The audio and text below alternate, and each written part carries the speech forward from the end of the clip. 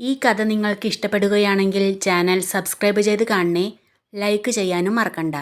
മഹാദേവ ക്ഷേത്രത്തിനു മുന്നിൽ കൈകൾ കൂപ്പി കണ്ണുകൾ അടച്ചു നിന്ന് ഗൗരി പ്രാർത്ഥിച്ചു. എൻ്റെ മഹാദേവ, നിന്റെ പരീക്ഷണങ്ങൾ നേരിടാൻ എനിക്ക് കരുത്ത് തരണേ. ഇത്രയും കാലം എൻ്റെ കണ്ണിൽ നിന്നൊഴുകിയ കണ്ണുനീർ ഞാൻ നിനക്കായി നൽകിയ ധാരയായി സ്വീകരിച്ച് ഇനിയുള്ള എൻ്റെ ജീവിതത്തിൽ സമാധാനവും സന്തോഷവും നൽകണേ മഹാദേവ. 5-ാം വയസ്സിൽ അമ്മ മരിച്ചതിന് ശേഷം മുത്തശ്ശി അമ്മ വീട്ടിലേക്ക് കൊണ്ടുപോയെങ്കിലും അമ്മാവൻ്റെ വീട്ടിൽ അടുക്കളപ്പണിയും ചെയ്ത് അമ്മായി പറയുന്നതെല്ലാം അനുസരിച്ച് അവരുടെ അടിമയെപ്പോലെ ആയിരുന്നു എൻ്റെ ജീവിതം. അതുകൂടാതെ ഞാൻ അനുഭവിച്ച ദുഃഖങ്ങൾ എന്തൊക്കെയെന്ന് ഞാൻ പറയാതെ തന്നെ നിനക്കറിയാലോ മഹാദേവ. ഇപ്പം അമ്മാവൻ എന്നെ എൻ്റെ അച്ഛൻ്റെ അടുത്ത് കൊണ്ടുവന്ന് വിട്ടിരിക്കുക. ഇവിടുത്തെ അവസ്ഥയും ഒട്ടും വ്യത്യസ്തമല്ലെന്ന് നിനക്കറിയാലോ മഹാദേവ. ഇനിയെങ്കിലും മറ്റുള്ളവരുടെ അടിമയായി ആരുടെയെങ്കിലും ആശ്രയത്തിൽ ജീവിക്കാതെ സ്വന്തം കാലിൽ നിൽക്കാൻ വേണ്ടിയാണ് ഞാൻ ഈ ജോലിക്ക് പോകാൻ തീരുമാനിച്ചത്. അവിടെ ഒരു കുഴപ്പമുണ്ടാകരുതേ മഹാദേവ. കൂടെ ജോലി ചെയ്യുന്നവരെല്ലാവരും നല്ല ആൾക്കാരായിരിക്കണേ. ശ്രീകോവിലിൽ നിന്ന് തിരുമേനി പ്രസാദവുമായി വന്ന് പ്രസാദം വാങ്ങിച്ച കുട്ടി എന്നു പറയുമ്പോഴാണ് ഗൗരി കണ്ണു തുറന്നു നോക്കിയത്. ക്ഷേത്രത്തിൽ നിന്ന് പുറത്തിറങ്ങിയപ്പോൾ ഒരു സ്ത്രീ വന്നു ചോദിച്ചു, നീ ചിട്ടിപ്പിരിവിന് പോകുന്ന രാഘവൻ്റെ മൂത്ത മകളല്ലേ? അതെ, ഗൗരി പറഞ്ഞു.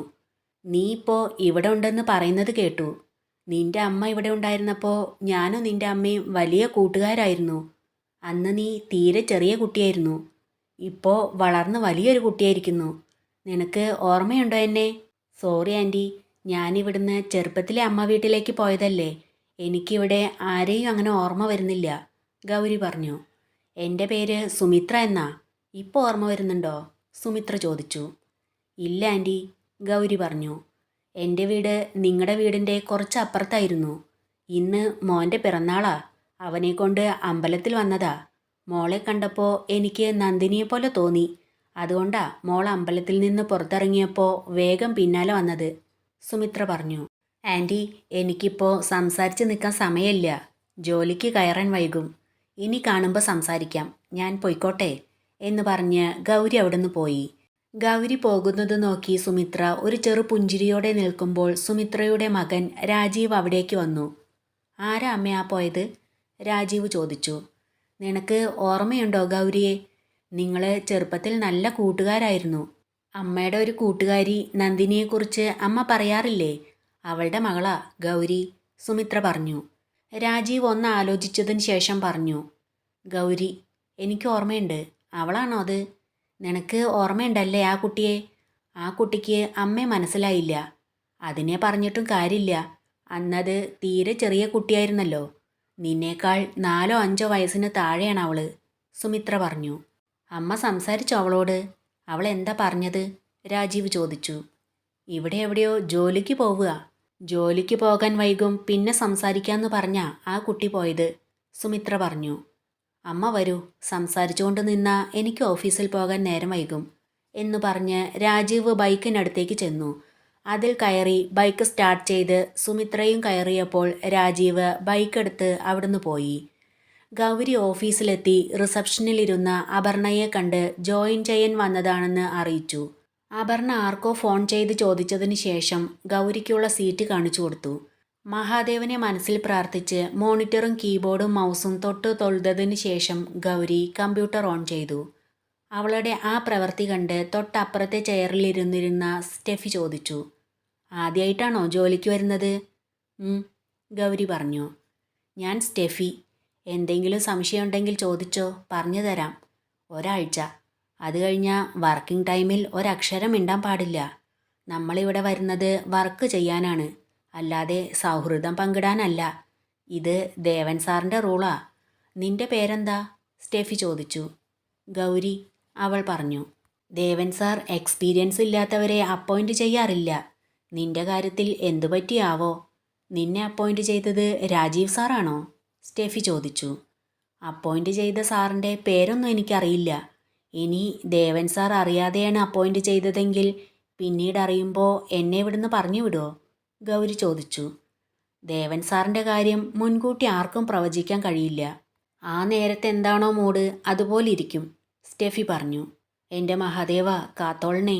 ഒരു ജോലിയില്ലാതെ വീട്ടിലിരുന്നാൽ ഇളയമയെ സഹിക്കാൻ ഒട്ടും കഴിയില്ല എന്ന് പറഞ്ഞ് അവൾ കൈകൾ കൂപ്പി പ്രാർത്ഥിച്ചു.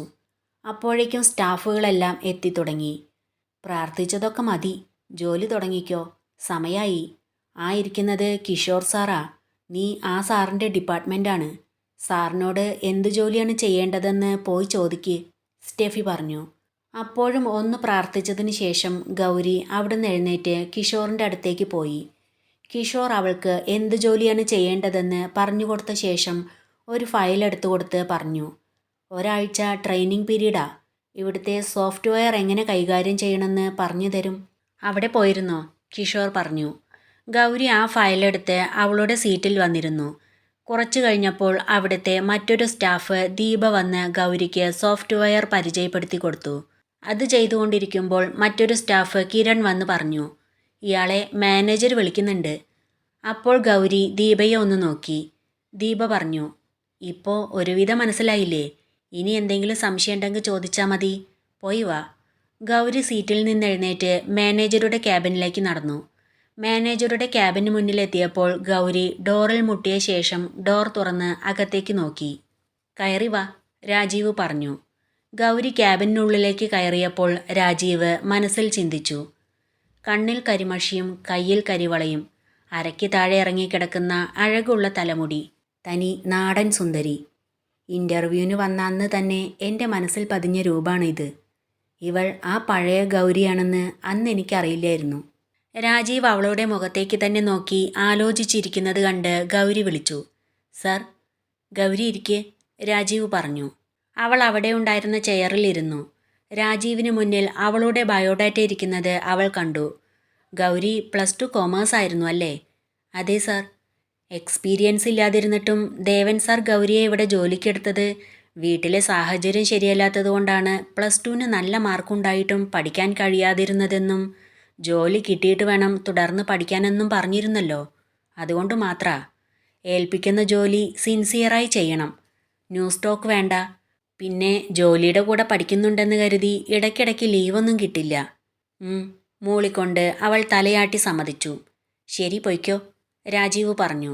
അവൾ പോകുമ്പോൾ രാജീവ് അവളെ തന്നെ നോക്കി പുഞ്ചിരിച്ചുകൊണ്ടിരുന്നു. രാജീവിൻ്റെ ക്യാബിനിൽ നിന്ന് പുറത്തിറങ്ങി ഗൗരി അവളുടെ സീറ്റിനെ ലക്ഷ്യമാക്കി നടന്നു. അപ്പോഴാണ് ദേവൻ ഓഫീസിലേക്ക് വരുന്നത്. എല്ലാവരും എഴുന്നേറ്റ് നിന്ന് ഗുഡ് മോർണിംഗ് പറയുന്നത് കണ്ട് ആ വരുന്നത് ബോസാണെന്ന് അവൾക്ക് മനസ്സിലായി. ദേവൻ്റെ കൂടെ പ്രൈവറ്റ് സെക്രട്ടറി രവിയും ഉണ്ടായിരുന്നു. അവർ വരുന്നത് കണ്ട് അവൾ ഒരരികിലേക്ക് മാറി നിന്നു. ദേവൻ അടുത്തെത്തിയപ്പോൾ അവൾ ഗുഡ് മോർണിംഗ് പറഞ്ഞു. അത് ശ്രദ്ധിക്കാതെ ദേവൻ അവൻ്റെ ക്യാബിനിലേക്ക് പോയി. അവൾ വേഗം അവളുടെ സീറ്റിൽ ചെന്നിരുന്നു. എന്നിട്ട് സ്റ്റെഫിയോട് ചോദിച്ചു, ഇതാണോ ദേവൻ സാർ? അതെ, സ്റ്റെഫി പറഞ്ഞു. എന്തിനാ എല്ലാവരും സാറിനെ ഇങ്ങനെ പേടിക്കുന്നത്? സാറ് അത്രയ്ക്ക് ഭയങ്കരനാണോ? വെറും ഭയങ്കരനല്ല, അതിഭയങ്കരനാ. മിണ്ടാതിരുന്ന് ജോലി ചെയ്തോ, സ്റ്റെഫി പറഞ്ഞു. അവൾക്ക് വല്ലാതെ പേടി തോന്നി. തലയൊന്ന് ചെരിച്ച് അവൻ്റെ ക്യാബിനിലേക്കൊന്ന് നോക്കി. പേടിയോടെ വേഗം തിരിഞ്ഞിരുന്ന് ജോലി ചെയ്യാൻ തുടങ്ങി. ലഞ്ച് ബ്രേക്കിന് എല്ലാവരെയും പരിചയപ്പെട്ടു. എല്ലാവരും നല്ല സ്വഭാവം, നല്ല പെരുമാറ്റം.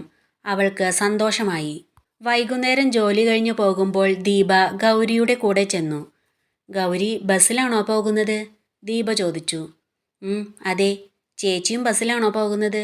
ഗൗരി ചോദിച്ചു. ആ, ഇവിടുന്ന് നടക്കാനുള്ള ദൂരം തന്നെ ഉള്ളൂ. എങ്കിലും ബസ്സിലാണ് പോവുക. അത്രയും വേഗം വീട്ടിലെത്താലോ. മക്കള് സ്കൂളിൽ നിന്ന് വന്ന് കാത്തിരിക്കുന്നുണ്ടാകും, ദീപ പറഞ്ഞു. വീട്ടിൽ മറ്റാരുമില്ലേ? ഗൗരി ചോദിച്ചു. ഇല്ല, ഞാനും മക്കളും മാത്രമേ ഉള്ളൂ, ദീപ പറഞ്ഞു. ബസ് സ്റ്റോപ്പ് എത്തിയപ്പോൾ ഒരു ബസ് വരുന്നത് കണ്ട് ദീപ പറഞ്ഞു. ഈ ബസ്സിലാണ് ഞാൻ സ്ഥിരമായി പോകാറ്. ഗൗരി ഇതിൽ വരുന്നുണ്ടോ? ഞാനും വരുന്നു ചേച്ചി, ഗൗരി പറഞ്ഞു. അവർ രണ്ടാളും ആ ബസ്സിൽ കയറിപ്പോയി. ബസ് ഇറങ്ങി വീട്ടിലേക്ക് നടക്കുമ്പോൾ ഗൗരി മനസ്സിലോർത്തു, എൻ്റെ മഹാദേവ, വീട്ടിലെ അവസ്ഥ എന്താണോ ആവോ. രാവിലെ എല്ലാ പണിയും കഴിഞ്ഞിട്ടാ ഞാൻ പോയത്. എന്നാലും ഇളയമ്മ എന്തെങ്കിലും കുറ്റം കണ്ടുപിടിച്ചിട്ടുണ്ടാകും. ചെന്നാൽ ഒരു ഭാഗത്ത് ഇരിക്കാനൊന്നും പറ്റേണ്ടാവില്ല. രാത്രി കഴിക്കാനുള്ളത് ഞാൻ ചെന്നിട്ട് വേണ്ടിവരും ഉണ്ടാക്കാൻ. ആരും സഹായിക്കാനും കൂടില്ല. അങ്ങനെ ഓരോന്ന് ചിന്തിച്ച് നടന്ന് വീട്ടിലെത്തി. ഗൗരിയെ കണ്ടതും അവളുടെ ഇളയമ്മ പറഞ്ഞു, ഓ, വരുന്നുണ്ട് ഉദ്യോഗസ്ഥ.